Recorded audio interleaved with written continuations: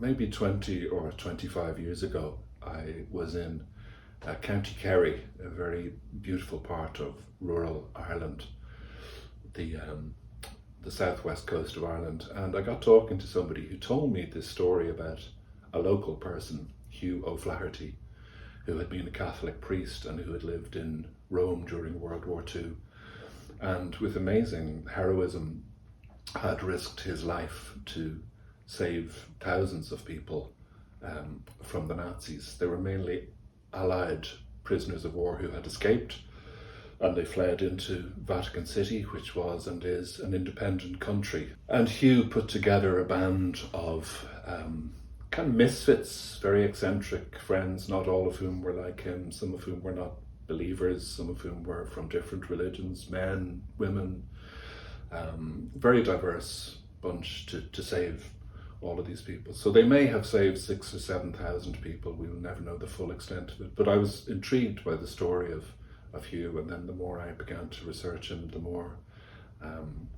the more intriguing I found him, and then I started to feel him knocking on the windows of my life, going, write a novel about, not so much him, but about the work of standing up for people in a time of oppression and standing up for values and empathy and humanity. And then I started to write the novel, and it was just such a pleasure to spend time with these characters. I used to look forward to going to my office every day and figuring out or listening to them telling me what they were going to do. So My Father's House is the first book of what's going to be a trilogy, the Rome Escape Line trilogy. And it was just a lovely moment when the characters began to suggest to me that they might come back again after this book was over. So in My Father's House, there's a group of 8 people who comprise the escape line, and their disguise, I suppose, is that they're a choir. They have the feeling that every room in Rome and in the Vatican has been bugged by the Gestapo. So their pretext for meeting is they pretend to be a choir and they sing, and while the singing is going on, they pass around the notes and the plans for, the next escape plot. And so I began to think that 2 or 3 of these characters who were not Monsignor Hugh O'Flaherty might have their own take on things. So there's a character who interests me and who I loved, the Contessa Giovanna di Landini, and then she appears in My Father's House as a secondary character, but the next book in the trilogy, which is called The Operation, which I've started to write already, will be about her.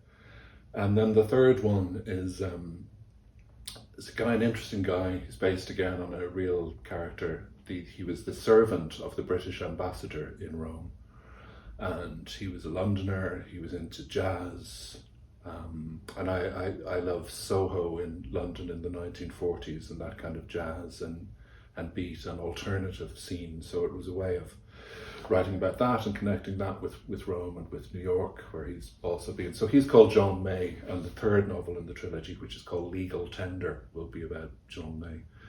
So I have the next 2 books, which is an unusual state of affairs for a writer. I know what I will be writing now for the next 3 or 4 years. I'll be spending a lot of time going off in my head and in real life to Rome. So it could be worse. So I've written in various genres over my 30-year career as a writer.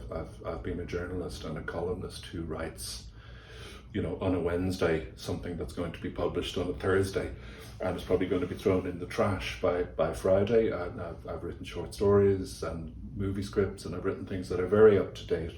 But occasionally in my life as a writer, a story has come along that is set in the past.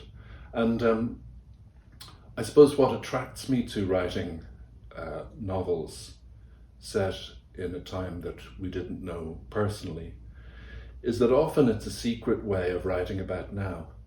So for example, with My Father's House, there is a world of war and persecution and very sharply conflicting ideologies and very loud, boorish presidents and very ignorant and hateful leaders of states. And the situations evolve whereby even things like democracy might be taken into, might not be taken for granted. So the more you describe it, the more it starts to feel like a rather familiar place.